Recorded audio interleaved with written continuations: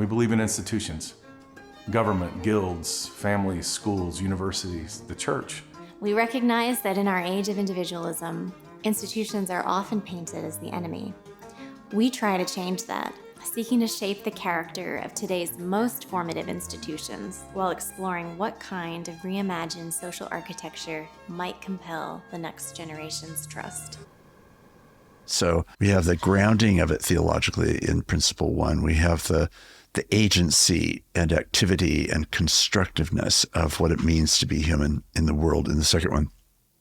And then in the third principle, it starts simply with the phrase, we believe in institutions. And then you give examples, government, guilds, families, schools, universities, and the church.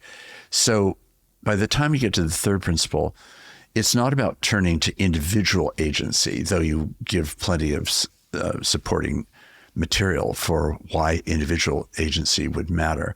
But you now turn to the collective, to the common, to the communal, to what this means as we gather together in our human goodness with agency to do good in the world. And at least in theory, sometimes in practice, sometimes even often in practice, government, guilds, families, schools, universities, and the church are positive institutions. Now, as you say, there's a great deal of current sentiment that institutions are by definition destructive to the human experience.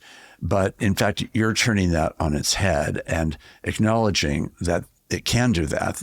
Institutions of different kinds can do that. But on the other hand, they can actually be extraordinarily positive parts of the social architecture that helps us move forward. What more would you want to add to the Principle 3?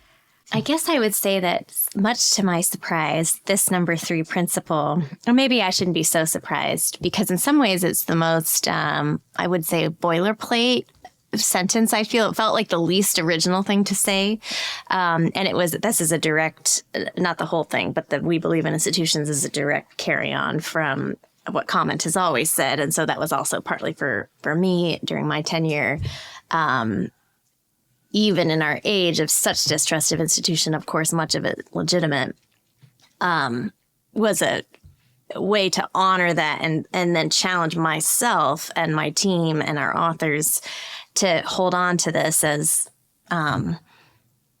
this is something we need to wrestle with, because this is not an easy time to wrestle with this, because there's, I think, I've thought about commissioning an issue actually called "Are we past the age of institutions?" Though we claim this in our manifesto, just to provoke that question from a broader, like kind of wineskins perspective. I derailed there, but I just want to say this number 3 principle is the one I get the most questions about. I would say especially, this is not surprising, anyone under age 35.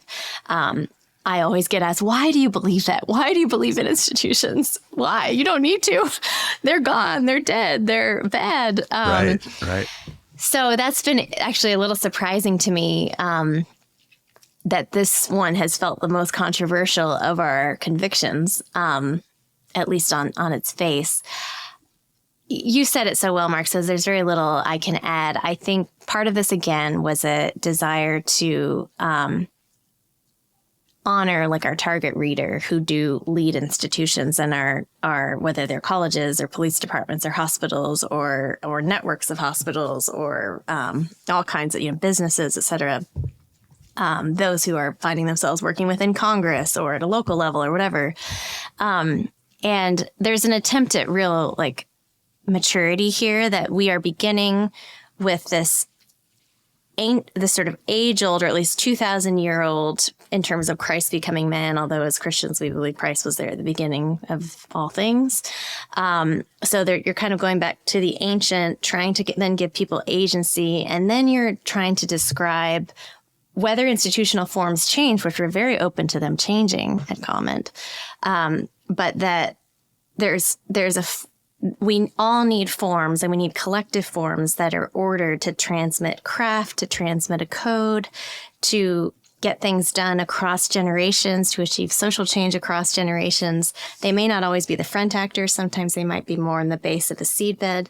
But we need some structure and form, whether it's egalitarian, hierarchical, that will contribute to a sense of sort of human progress and what we might even call kind of a long-term redemptive process. I don't know if there's institutions in an eternal sense. I think probably not.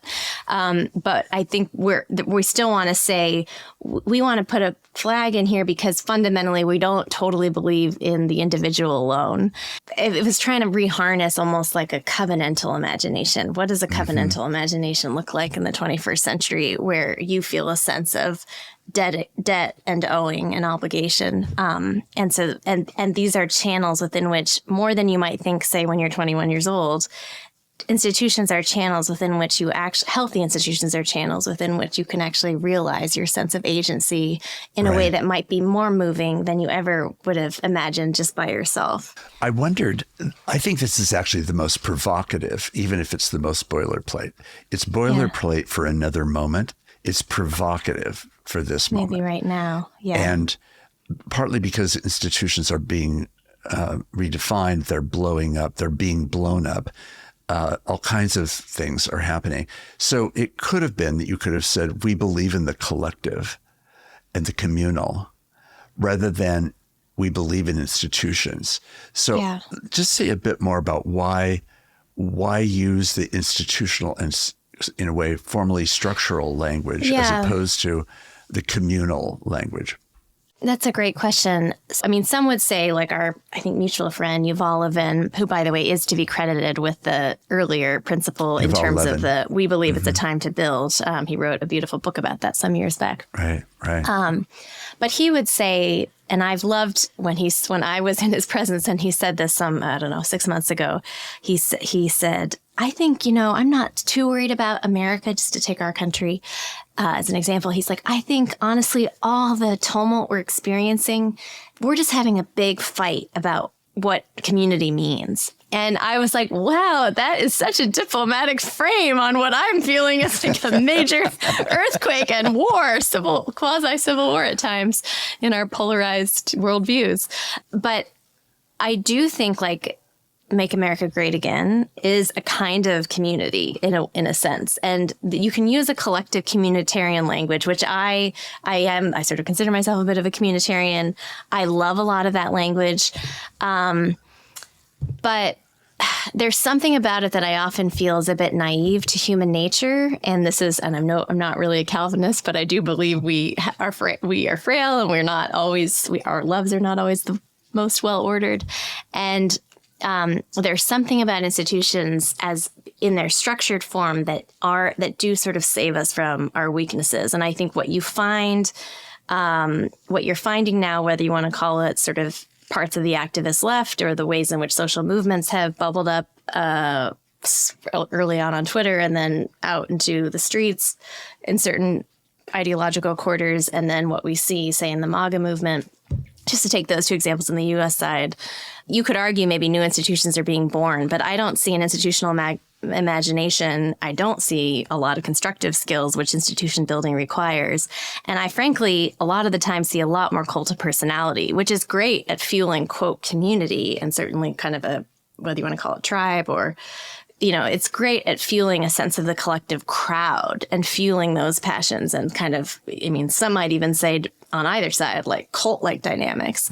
But institutions are meant to, they're like somehow scaffolding that are not ultimately going to kowtow to a really charismatic leader at the top or a strong man or whatever. So this was an attempt to still say we believe in structures because we don't fully trust that there's an angelic human being that can lead us all or a messianic figure today. It's in some ways, this is like the fundamental democratic impulse, this line, we believe in institutions. And then the only other thing I'll say very briefly is that as I've really been walking my way into Christian humanism. I still feel like such a kindergarten student of it, and there probably will be plenty of theologians and historians listening to this conversation who will be rolling their eyes at a layperson essentially leading with this, but I think I'm following my intuitions here. And I think as I've studied Christian humanism historically, which has tended to always awaken in times of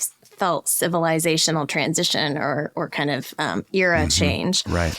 It always has 4 projects attached to it. There's a theological project going on. There's a character formation kind of virtue project.